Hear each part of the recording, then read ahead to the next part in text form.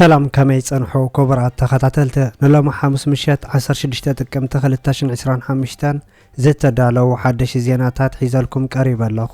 መከታተልኩም ይዕደም ፈለማ ቀንደብታቱ ኤርትራን ኢትዮጵያን ሎም ዝተረኸብሉ ኣኼባ ምብራቕ ኣፍሪቃ ዝምልከት ዝወፀ ሓበሬታን ኣብ ኤርትራ ደኽነት ንምጥፋእ ዋዕላ ከም ዝተኻየደን ኣብ ክልል ትግራይ ክካየድ ዝወዓለ ተቃውሞ ዝምልከትን ወኪል ኤርትራ አምባሳደር ሶፊያ ተስፋ ማርያም ዘስመዐቶ መደረ ዝምልከትን ፕሬዝዳንት ግብጽ አብዱልፈታህ አልሲሲን ጀነራል አልብርሃን ዝገበረ ወዘተ ዝምልከትን ግድብ ህዳሴ ንምምሕዳር ትራምፕ አገዳሲ ምዃኑ ከም ዝተገለጸን ሬሳ ኦዲንጋ ዕገርገር ከም ዝፈጠረን መራሕውቲ ከም ዝተቐተለን ዝብሉን ካልእን ዝሕብር ዝርዝር ዜናታት ሒዝናልኩም ቀሪብና ኣለና ነቻነልና ሰብስክራይብ ብምግባር ክሳብ መወዳእታ ክትከታተሉና بخبر نعدمكم ወታደራዊ አዛዚ የመናዊ ኃይልታት ሕት ከም ዝተቀተለ ተገሊጹ ጉጅሎ ሕት ለመብዘውጾ መግለጽ ሓለቃ ስታፍ ዝነበረ ሜጀር ጀነራል መሐመድ አልጋማረ በኸመይ ከም ዝተቀተለ እኳ ብንጹር እንተዘይጠቀሰ አንጻር ጸላእትና ዝኾነት እስራኤል ኣብ ተካይዶ ክቡር ውግእ ምስ ወዲ 13 ውላዱ ከም ዝሞተ ይገልጽ ኣሎ እስራኤላዊ ሚኒስትር ምክልኻል እስራኤል ካቲዝ በወገኑ ኃይለ አየር እስራኤል ኣብ መወዳእታና ሓሳብ ዘካይዶ ደብዳብ ድሕሪ መቕሳሉ ከም ዝሞተ ሓቢሩሎ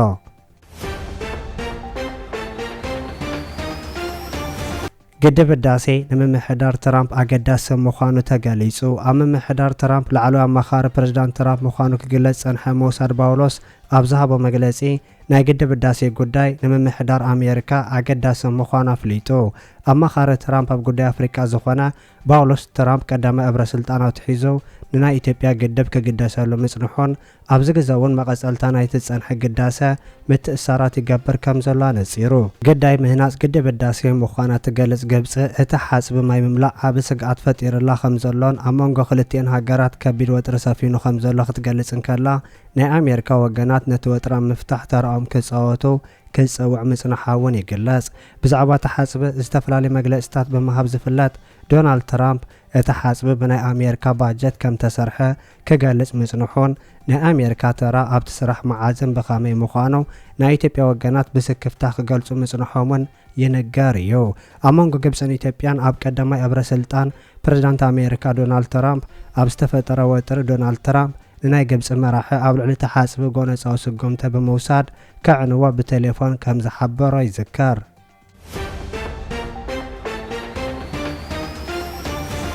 ጀነራል አልቡርሃን ናብ ግብጽ ምብጻሕ ምፍጻሙ ተሓቢሩ መራሒ መንግስቲ ሰራዊት ሱዳን ኣብ ወንበሩ ላባይቶ ሱዳን ጀነራል አልቡርሃን ናብ ግብጽ ምብጻሕ ይካየድ ከም ዘሎ ተገሊጹ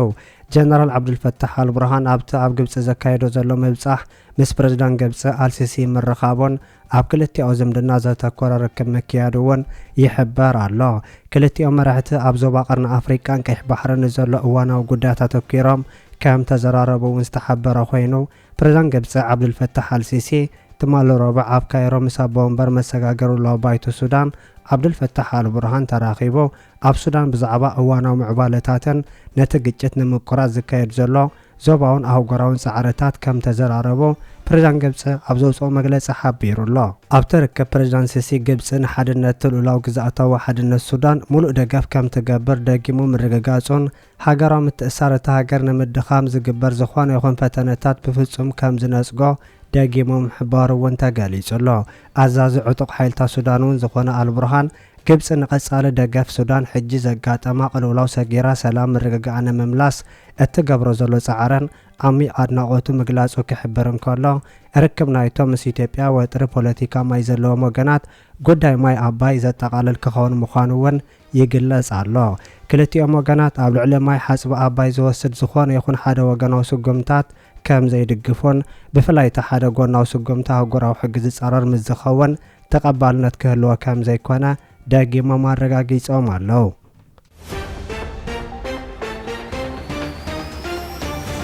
ተቃዋምቲ ውድባት ትግራይ ሕብረተሰብ ምስ ተቃዋምቲ ሓይልታት ጸጥታ ትግራይ ክጽምበር ጸዊዖም ኣብ ክልል ትግራይ ዝንቀሳቐሱ ተቃዋምቲ ውድባት ኩሉ ክፋል ሕብረተሰብ ኣብ ቀረባ እዋን ኣባላት ሓይልታት ትግራይ ዝጀመርዎ ናይ ተቃውሞ መንቀሳቐስ ክጽምበሩ ጸዊዖም ዓረና ትግራይ ኣብ ዘውፅኦ መግለጺ ህዝቢ ትግራይ ናብ ጎደናታት ብተቃውሞ ክፈስስ ጀሚሩ ከም ዘሎ ዝገለጸ ኮይኑ ሓይልታት ጸጥታ ትግራይ ዝሓለፈ ሰሙን ዝጀመርዎ ተቃውሞ ሎሚ እውን ገዲዱ ከም ዝወዓለ ተገሊጹሎ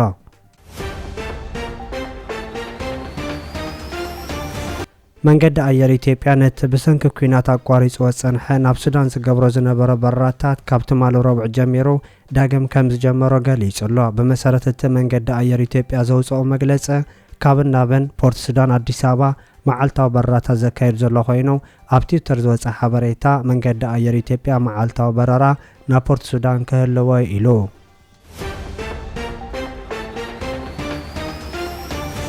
ኣብ ኤርትራ ድኽነት ንምጥፋእ ዋዕላ ተኻይዱ ብምኽንያት መዓልቲ ምግብን ኣህጉራዊ መዓልቲ ምጥፋእ ድኽነትን ኣብ ከባቢ ኣስመራ ብትርከብ ሆቴል ማይ ነፍሒ ምክያዱ ሚኒስተር ዜና ኤርትራ ኣቶ የማነ ገብረ መስቀል ሓቢሩ።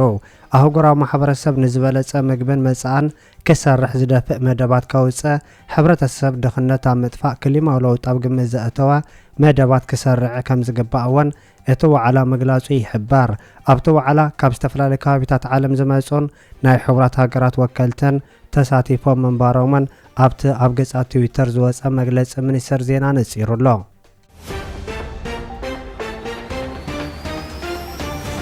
ወኪል ኤርትራ ኣምባሳደር ሶፊያ ተስፋ ማርያም መደረ ኣስሚዓ ኣብ ዓለም ጸንሓ ትካላት ቁጠባን ፋይናንስን ዘይፈትሓውን ዘይሓቋፍን ኣህጉራዊ ስርዓት ኣብ ምፍጣር ልዑል ተራ ከም ጸንሐን ዝንገረለን ምዃነን ኣብ ዋዕላ ሻራ ኣልቦ ሃገራት ዝተሳተፈት ወኪል ኤርትራ ኣምባሳደር ሶፊያ ተስፋ ማርያም ገሊጻ ኣላ። እታ ቋሚት ወኪል ኤርትራ ኣብ ውድብ ሕቡራት ሃገራት ኣምባሳደር ሶፊያ ተስፋ ማርያም ኣብ ዝሃበቶ መግለጺ ብሰንኪ ናይ ኒዮ ሊበራል ኣተሓሳስባታት ድኽነት ኣብ ዓለም እናጎደለ ክንዲ ዝኸይድ ክውስኽ ይረአ ከም ዘለዎን መግላጻ ተሓቢሩ ኣሎ።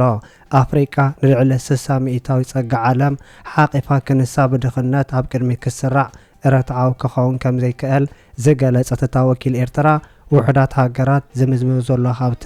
ኣብ ናይ ገዛ ርእሲ ጥቕሚ ከተውዕሎ ከም ዝግባእ ነፂራ። ብናይ ቴክኖሎጂን ኢንዱስትሪን ቀረብ ምዕቡላት ሃገራት ካብ ምዃን ካሊእ ወሳኒ ተራ ክትፃወት ዘይጸንሐት ኣፍሪካ ኣብ ሓድሽ ኩነታት ዓለም ክትቅየር ከም ዘድልያ እውን ዝሓበረት ኣምባሳደር ሶፊያ ኢዳ ኣታውነትን ዕብለላን ዝመለልን ሃገራት ኢደን ክስሕባ ከም ዘተሓሳሰበት እውን ይንገር። ኣብቲ ኣብ ካምፓላ ዝጋባእ ዘሎ ሻራ ናይ ዘይብለን ሃገራት ዋዕላ ኣብ ሕቡራት ሃገራት ናይ ኤርትራ ኣምባሳደር ሶፊያ ተስፋ ማርያም ከም ላዕለወይቲ ወኪል ኤርትራ ተሳተፍ ከም ዘላ ዝተሓበረ ኮይኑ ምስ ናይ ጀርመን ወኪል ተራኺባ ከም ተዛተይቱን ክግለጽ እንከሎ እተን ወኪላት ኤርትራን ጀርመንን ሕርሕደን ዝምድናታትን ናይተን ኣብ ዲፕሎማሲያዊ ዝምድና ድኹም ምንቅስቓስ ከሪኣ ጸንሓ ሃገራት ኣብ ምዕባይ ክሰርሓ ከም ተሰማምዓውን ዝዝከር እዩ።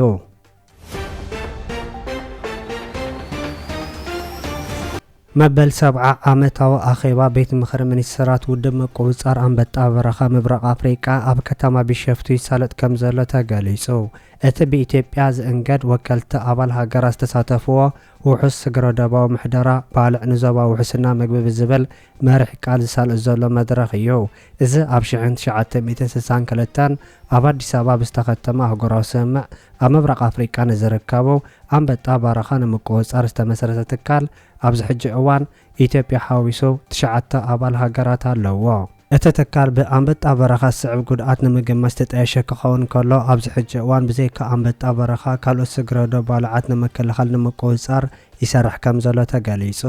እዚ ሎም ዝተኻየደ መበል 69 ዓመታዊ ኣኼባ ትካል ካብ ኢትዮጵያ፣ ጅቡቲ፣ ኤርትራ፣ ኬንያ፣ ሶማልያ፣ ደቡብ ሱዳን፣ ሱዳን፣ ታንዛንያን ኡጋንዳን ወከልቲ ዝተራኸብሉ ኣብ ከተማ ሞምባሳ ተሳሊጡሎ።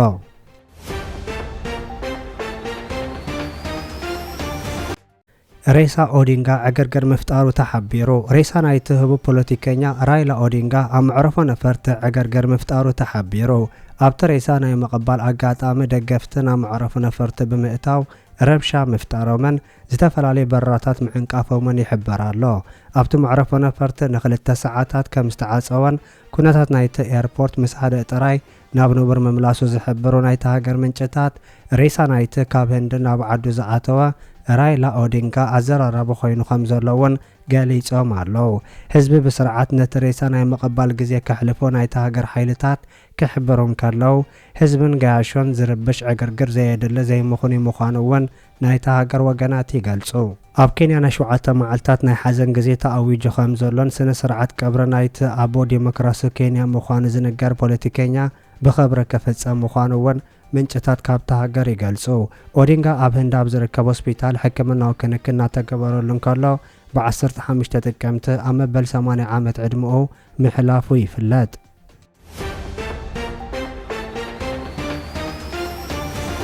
ራንዳርያን ሪና ኣብ ማዳጋስካር ስልጣን ሒዙ መራሒ ወተሃደራዊ ዕልዋ መንግስቲ ማዳጋስካር ኣብታ ሃገር ስልጣን ክሕዝ ምዃኑን ነታ ሃገር እውን ዝመጽእ 2 ዓመታት ከሰጋገራ ምዃኑ ተገሊጹ።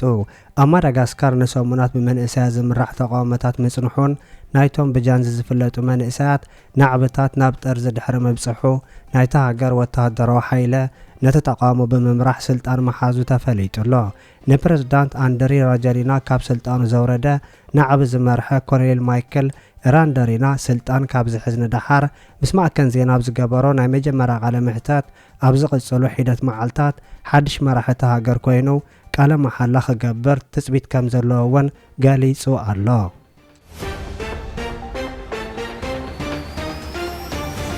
ክቡራት ተኸታተልቲ ንሎም ዝተዳለወ ዜና ነዚ ይመስል። ኣብ ዝቕጽሉ ዝፍነው ዜናታት በቐዳምነት ክበጽሐኩም ሳብስክራይብ ዘይገበርኩም ሳብስክራይብ ንኽትገብሩ ብኸብሪ ንዕድመኩም።